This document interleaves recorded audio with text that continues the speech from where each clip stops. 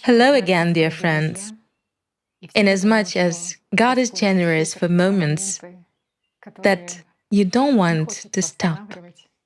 Well, friends, this has already become part of our practice. Once again, when we finished our conversation, as you see, we tried to make them a little shorter so that you have time to watch and discuss them.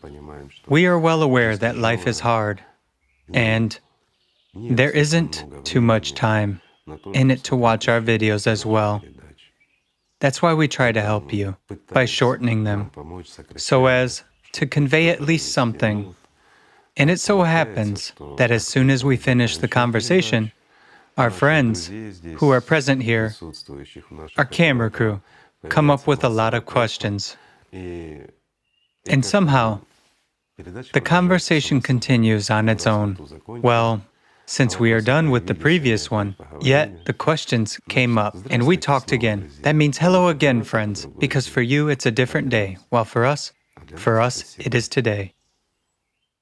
Igor Mikhailovich, so many people have expressed enormous gratitude that such videos of ours are released more often, and they're very thankful that they have this opportunity to be in such a company more often. Do you know what I would say? My friends,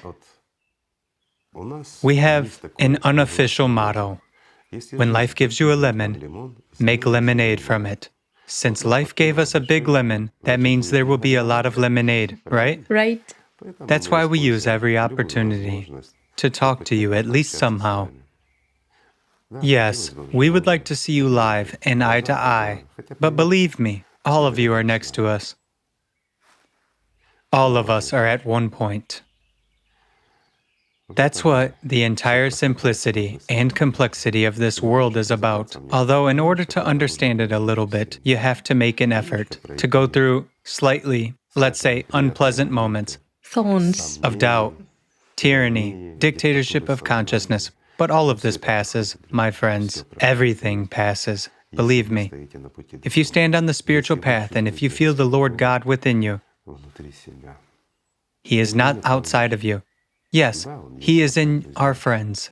But there is another phenomenon here. He is in Tatiana, He is in me, He is in you, my friend. But is He anywhere else? No, He is not. He is in us. Or is He outside of us?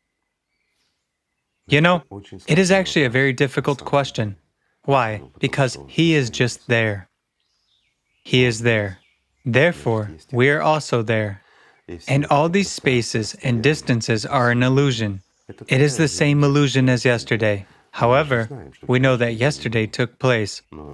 But are we sure that there will be a tomorrow? We hope that it will come, yet we clearly know that there is now, right? And this now should be lived easily and in joy, in love. In love, with God.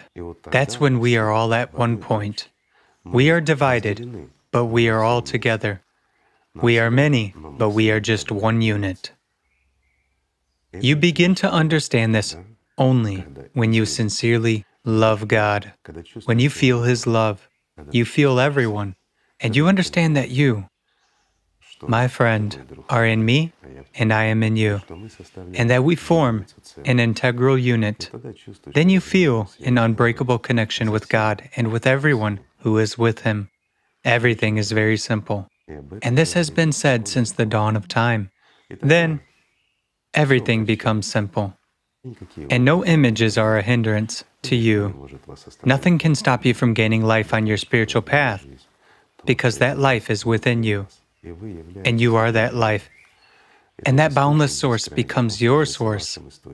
And then, you can also share this love with others, because there is too much of it. Yes. But in order to do that, you should just learn to love God and come to that in spite of all the resistance of Satan. Everything is simple, friends. To become part of the boundless ocean of life and radiate these waves of life. That's right. When you become part of the ocean, you become the ocean itself. That's the point. And that is the power and might which many people feel when they approach the state of the utmost boundary. I'm not saying they reach the utmost boundary, but even when they approach it, they feel this power and boundlessness. They understand that even a thought in your head that is generated is capable of creating universes. This is true. You know, in my opinion, the most valuable thing that a person can gain is love that creates and generates everything. It is the simplest thing a human can create. Perhaps it's the only thing that a human can create in this world. But it opens up such opportunities for him and elevates him to such heights that it's impossible to understand it with our consciousness. Yet, at the level of perception through feelings, at the level of personality, everyone knows and understands this. That's the phenomenon. It turns out that true creation is multiplication of love. It is the only thing that a human can create here. Love is exactly creation, of course. It is actually the process of creation, the process of generation. And it is wonderful. And there are no obstacles there anymore. Although, again, if a person is distracted, instead of diving into the ocean, he becomes entangled in the foam plastic. And it can certainly slightly create problems. My friends, believe me, even problems, whatever they are on the spiritual path, they are necessary. They are necessary for us to toughen up. Or as they say, for the angels to fledge, right? After all, you know, everything has to be earned. You can go through anything if you really have a goal. Well, it's good when your goal leads you to life. That's when it is good. That's when it is interesting, isn't it? It is. As for images, there is nothing new in them either. You know, in the image and likeness of God, starting from here, in the image and likeness of God. Likeness, yes. But what does an image have to do with that? A simple question. Does God have an image? And that's the answer. The system will twist everything. Well, so it goes. But an image is the most powerful tool, owing to which we can study things that are invisible to us, or let's say, conduct mental experiments. After all, we create images anyway, don't we? But they are working and short-lived. And do you know what is interesting? If we create working images to study science, for example, or something else, we use them as a tool. We cannot even remember them afterwards. Why? Because they are not interesting for the system. They do not hold us. That's what is interesting. While stupid, unnecessary things, various phantom faces, acquaintances and friends, are actually like anchors that cannot be torn out. They are, like trees that have taken root in us and feed on our lives. That's the trouble. So friends, before you plant something within yourselves, think whether you need that tree inside. You should look after your own vegetable garden and your own glade. There has to be peace and quiet on your lawn. Birds should sing there, and the sky should be clear inside you. And accept sunshine, meaning God's love. There should be nothing. Do not settle various images there. Do not attract unnecessary heavy items there, so to say, and everything will be fine. Easier to carry, right? Well, okay, I'll tell you. You can conduct the following interesting experiment, friends. For example, start thinking tritely. That's simple. We think a lot anyway, and we still create a lot of images. So let's make good use of it. Start thinking about something big and heavy. For example, a suitcase loaded with stones. Pick any color and size you like, but recall it 20 times a day. Just think about how you lift it, how you carry it, and you will see how much energy flows out of you. Why? After all, it's in your thoughts. You don't carry it physically, You merely imagine how you carry it, how you lift it. When you go to work, take it with you mentally. You will even come to work and feel tired. Those of you who do not want to, friends, don't do that. Let it be a joke. But for those who don't believe and want to experiment, please experiment, but treat it conscientiously, with full responsibility for the purity of the experiment. When you come home, bring your suitcase with you. If you go somewhere for work, take it with you and imagine, clearly imagine its weight, size, and dimensions. And you will see what your imagination is capable of at the physical plane. That's how our life disappears. Yet, we create phantoms, images, we argue with someone, talk to them, and all this is sort of not real. Religion. It's not real. It doesn't give you anything here in this material world. However, it really and seriously takes your life and your energy. So, is it worth carrying that suitcase? It's good if it has a handle, you know. If someone wants to make it harder, tear off the handle and carry an uncomfortable suitcase, a suitcase without a handle. But extremely heavy, it is even more interesting that way, right? So an image is like a file. It doesn't matter if a computer is connected to electricity or not, the file is stored. It's enough to activate it, supply more power to it, and it manifests itself, right? Otherwise, it is stored, let's say, in an inactive state, but it hasn't disappeared anywhere. It's enough to make it active. And what does it take to make it active? To send a signal, to supply power, right? And the more power, the more active it is. Everything is very simple. You know, everything is so fractal. If you look at it honestly, one thing repeats another. No matter how much our science develops, friends, it will still repeat elementary things that have always existed. There is nothing new. Everything repeats each other. That's the way the world is arranged. You shouldn't tear out your own wings this way.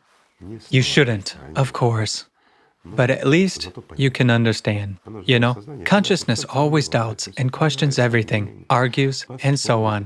While here are the facts, the real facts. Yes, such counter-arguments for it. These are not just counter-arguments, but real facts that baffle our own consciousness. Consciousness is afraid of facts and practice. And the truth. And the truth. The devil is afraid of the truth most of all. You know, and most of all, he is afraid when we love God. While we laugh at the devil himself, that's when he becomes frightened. So friends, you should love God.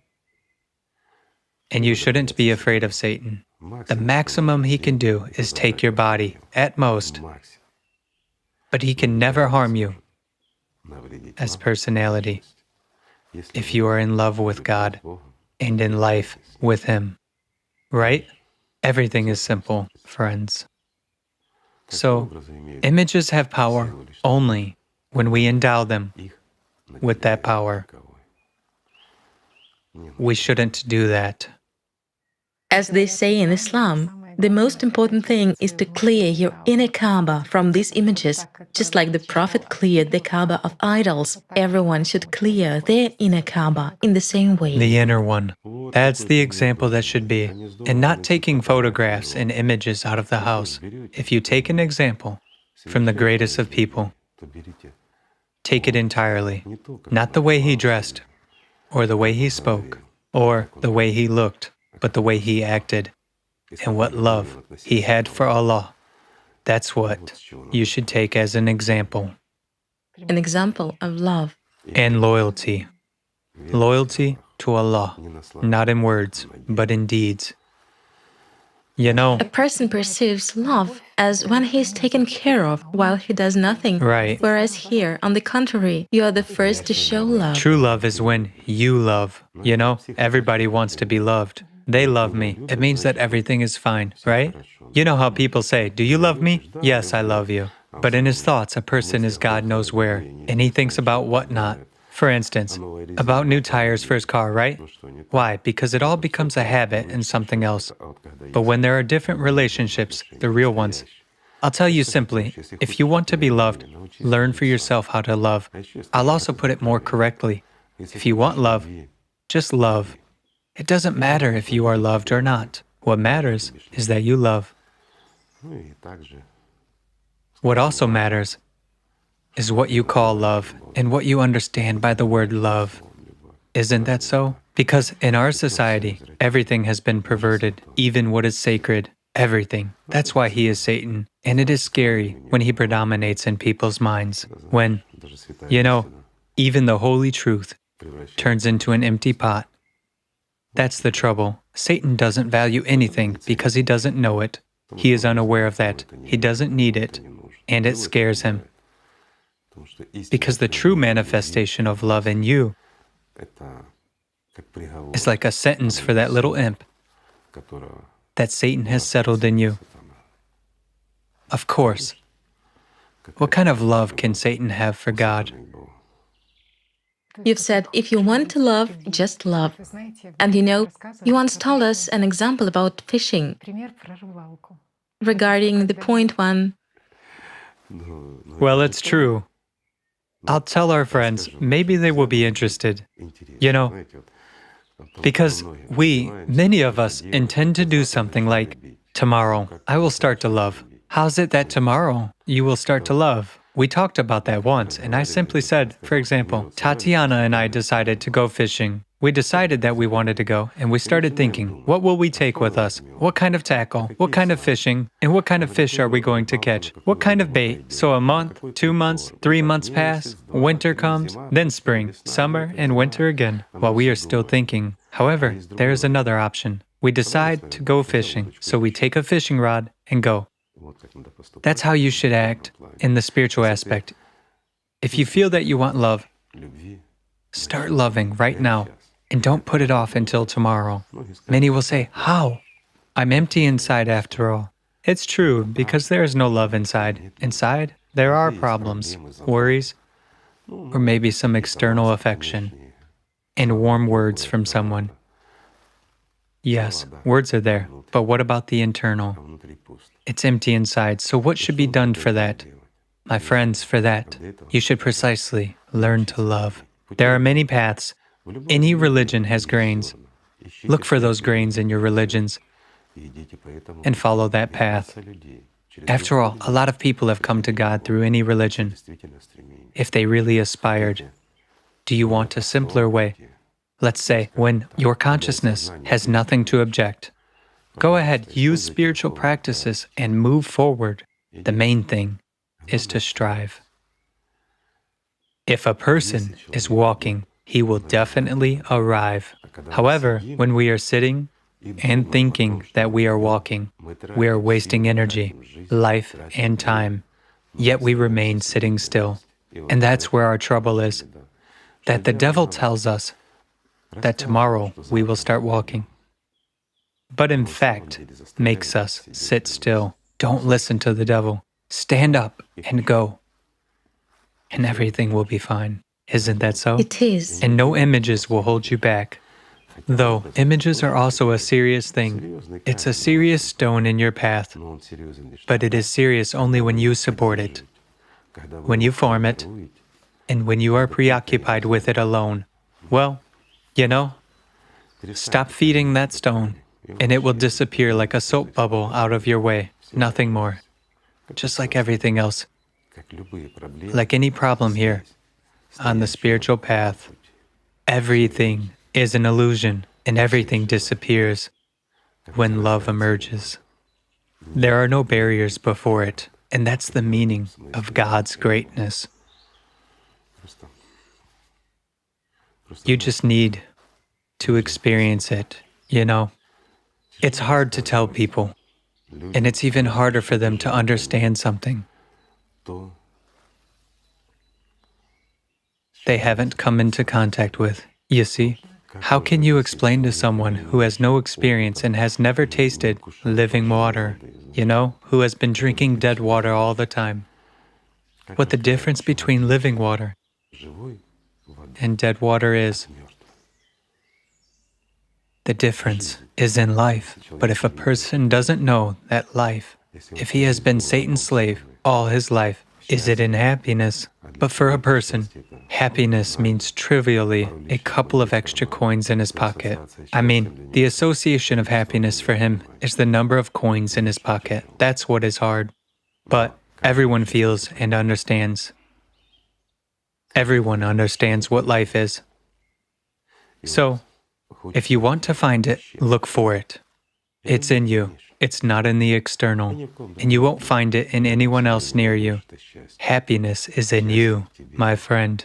And love is in you. Moreover, it is infinite. Make efforts, and everything will be there. Right? Right. Don't feed images, and don't give your love to images. Give it to God. Images will not give anything back to you. Everything you give will drain away there. As for true, genuine love, God returns it 100-fold. And that is wonderful.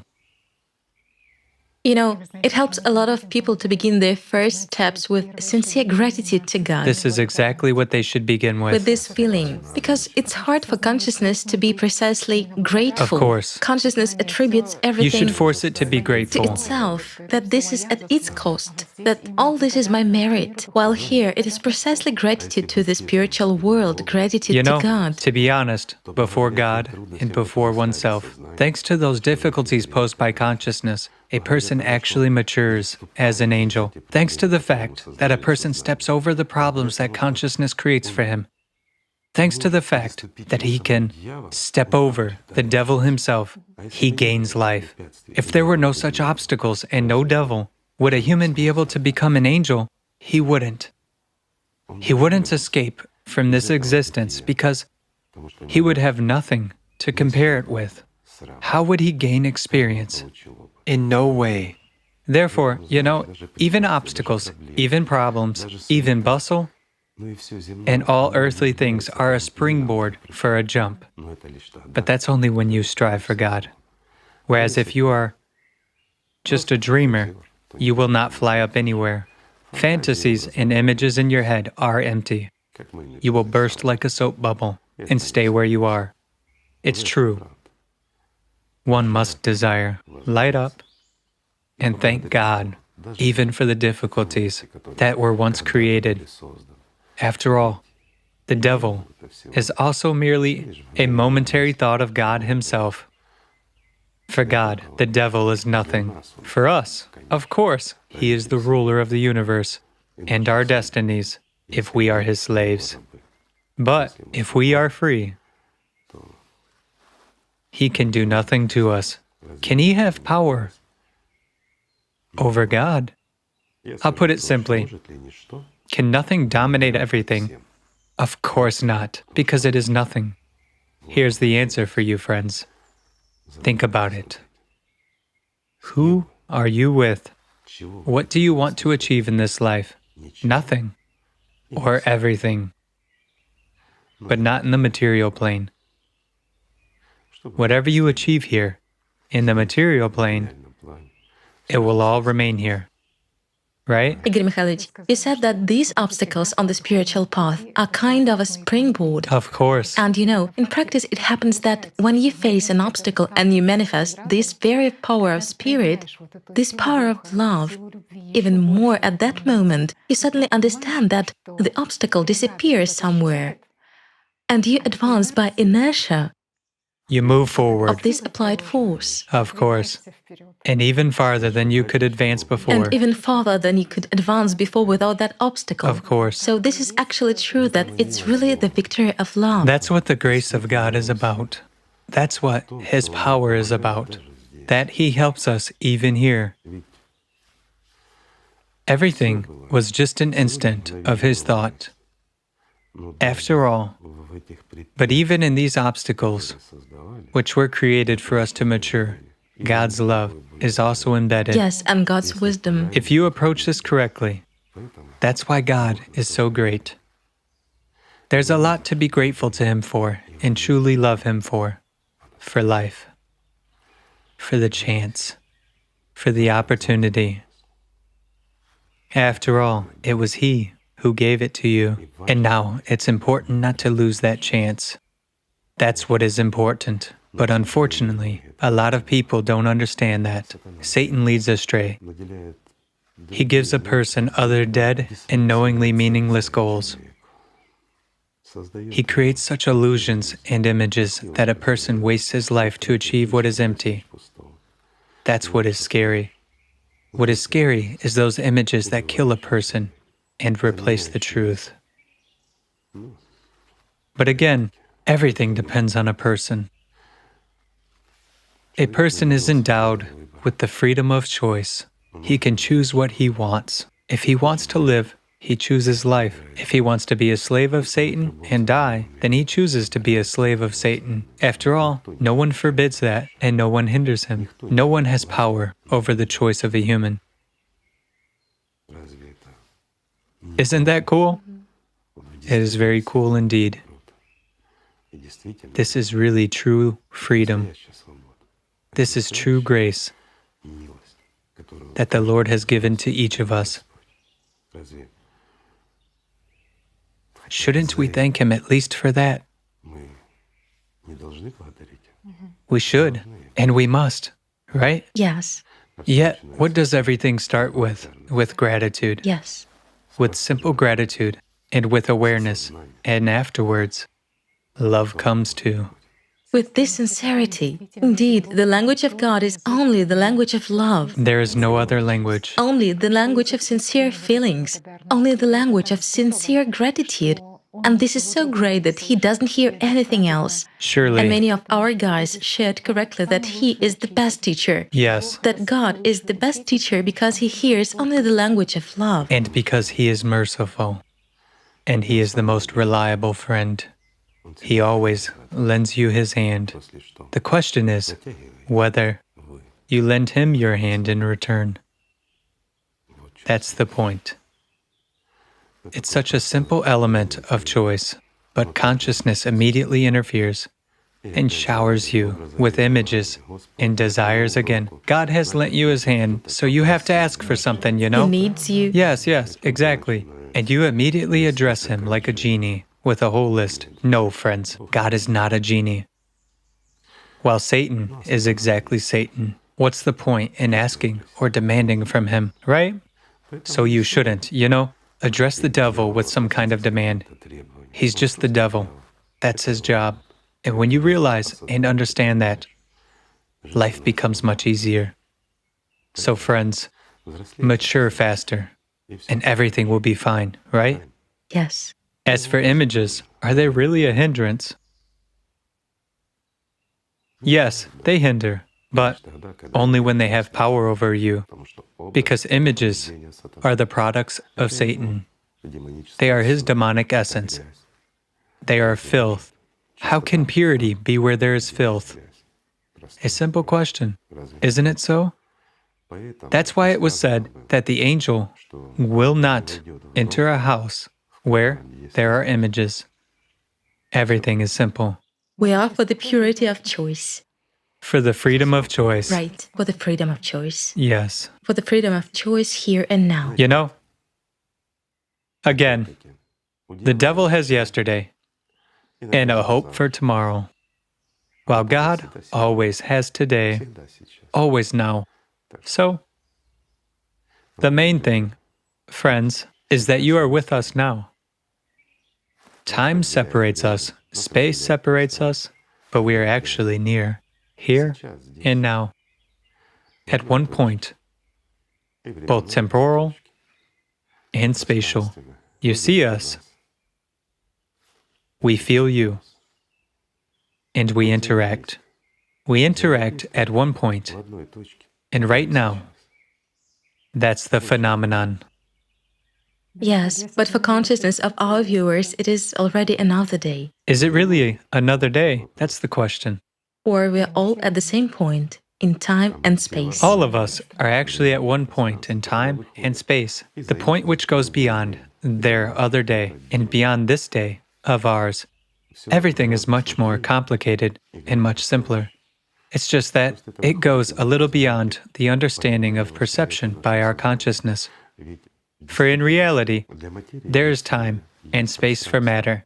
Even for our consciousness, there is time and space, while for our personality and for us, for our love, for our perception of each other through feelings, there is neither time nor space. If we contact, by means of our eyes and ears, we are limited. But if we contact with the help of God's love, with the help of truth, with the help of our essence. If it is divine, if it is alive and not dead, then there is no time or space, my friends, and this is true. You know, only an inevitably dead one doesn't hear the call of God. The inevitably dead one does not feel His love because he died, even being alive.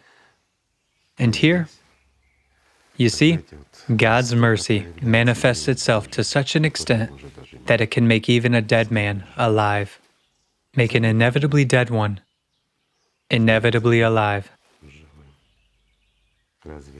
Isn't this mercy? Isn't it worthy of our love? Isn't it worthy of our respect? That's the point. The great reviving love.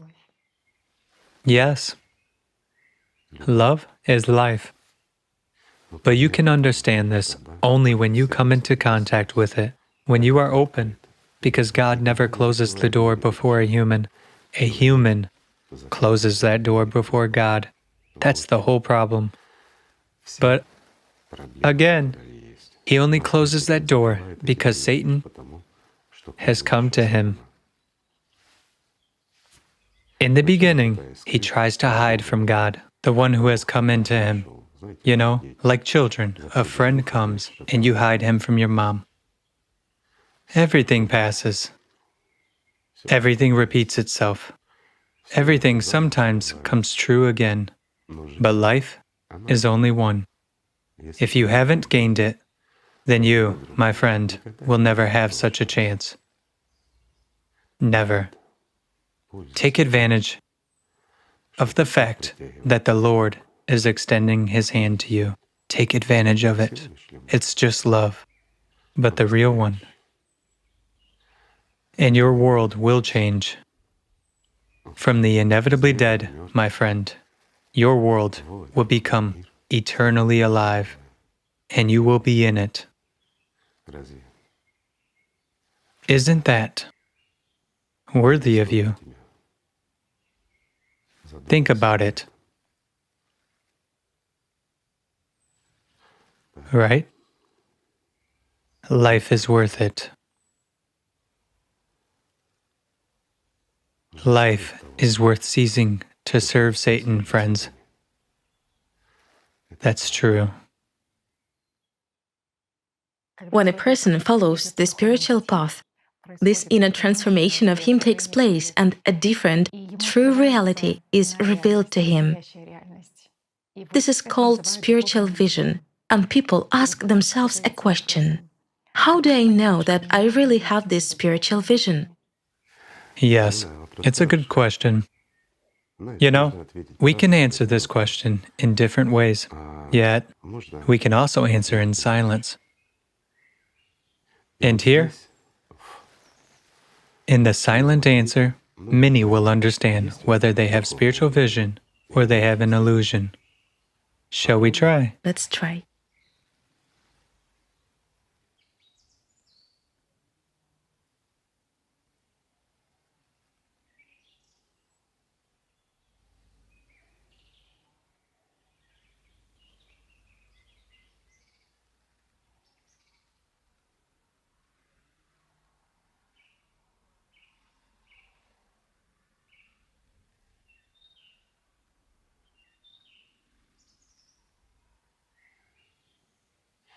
And in this simple answer, there is the truth.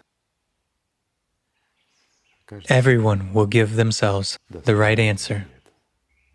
Whether they have spiritual vision or the imp is raging in them who doesn't accept God's love. And whether a person should still work on himself hard and persistently in order to tame the imp first, and then to embark on the spiritual path. Although this is a spiritual path too, my friends, even the first step towards taming that demon in oneself, taming one's own consciousness, is already a path to God. And you can and should start from that as well. You know, sometimes we think too good of ourselves. Satan prompts us You are so spiritual. You feel, you understand. Many things have been revealed to you.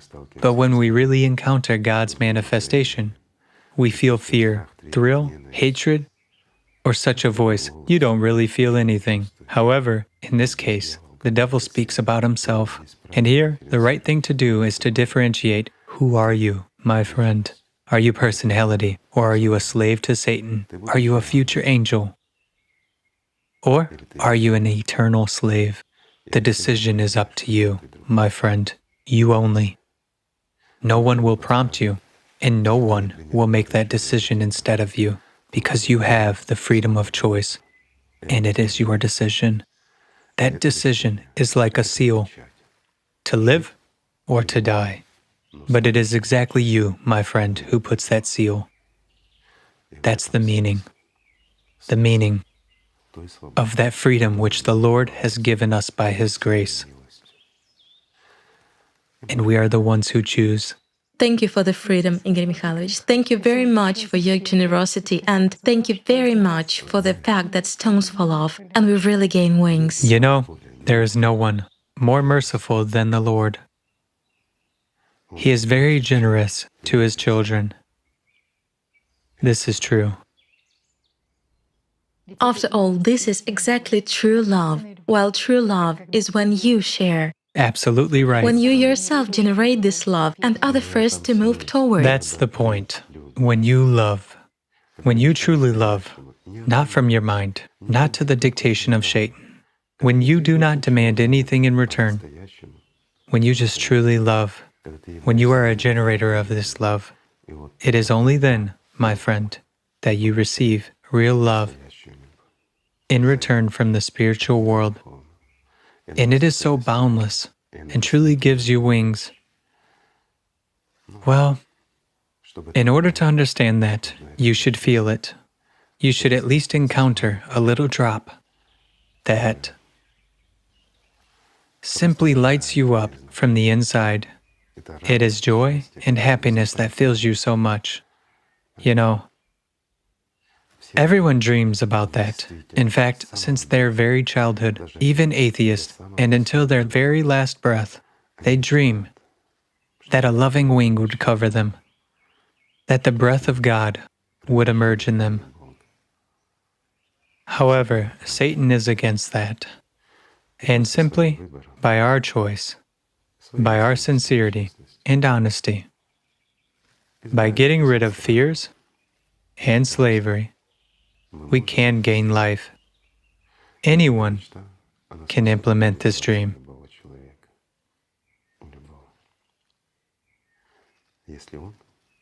If he really strives for that. But on the path, as always, you should make an effort. Step over something. Conduct, sort of a reassessment of values. Just look sensibly and honestly at everything that surrounds you. Weigh your desires and aspirations, and just look honestly. Then everything falls into place. It is interesting that when a person really begins to gain a genuine spiritual experience, he understands such truths begin to open up before him that no one can understand while being under Satan's heel. Why? Because when we are under Satan's power, we have so many values and so many things.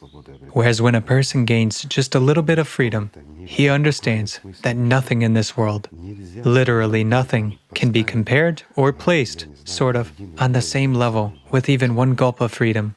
Even one moment of God's love is much more valuable than living in this world, let's say, being pampered and loved, but with false love. That's the point. Sometimes I pity, sometimes I sincerely pity that God is so merciful and just. Why? I'll explain. Freedom of choice is sacred. No one has the right to violate it. But sometimes I would like, even with those who are really bogged down in this swamp of Satan and cannot even get out of there, I'd like to share this love at least a little bit with them. I just want a person to feel, at least a little bit, what true life is inside, so that these blinders would fall off. You know, these are not even blinders, it's a sack on one's head. So I wish it fell off so that a person would clearly see, at least for a moment, so that he would see what God gives and what we are bogged down in our everyday life, what we dream about, what we think about, and what values we have here in this illusion. I wish that would happen, yet God is not just merciful, but He is also just. You said it correctly that everyone is looking for that source. Yes. But unfortunately, even fortunately, it is not present in those external goals which a person sets because they're like a mirage in the desert, while inside there is the ocean. You know, you are right. But here's what I said. If we give God's love to a person forcibly, we will deprive him of choice. It's impossible not to choose God's love after that. And we will thus commit violence and make a decision for a person. A human has to mature as personality, despite all hardships. As we said in one of our videos, he should force even Satan within himself to kneel before Allah. He should put Satan on his knees before God himself. That's the point. Well, that's the way it should be, friends. You should not put someone somewhere on his knees, but should force your Satan, your own body, and your own consciousness to respect God. You cannot force Satan to love, but you can force him to respect. Then, even in your head, you won't hear a single bad thought, because as soon as the devil opens his mouth against what is holy, you put him on his knees before God, until his foolishness goes away. This is also a path. And that's what the great ones did. Well, that's different. Those are the great ones, while we are simple people. Therefore, at least to learn to love is already salvation, right? We are now talking not about service, but about salvation, and the difference here is huge, isn't it? Thank you. What is taking place right now is the greatest reviving love that inspires a person, gives him wings and elevates him to the height. Thank you for soaring. Thank you for the feeling of freedom. Thank you for everything. What do you thank me for? For everything, for love. You should thank God, while I'm just a human, the same as all of you, the same flesh and the same stupidity sometimes. Sometimes. And the immense ocean inside. And everything is by God's will. So, my friends, let's honestly, sincerely strive for God. Let's just respect each other. Right? Right. And let's love each other. Let's start with a simple thing. Let's share what God has in abundance and what He graciously gives us in such a great amount that sometimes it seems that, how can it all fit in us? And this forces us to share our love with everyone, right? Thank you, Igor Mikhailovich.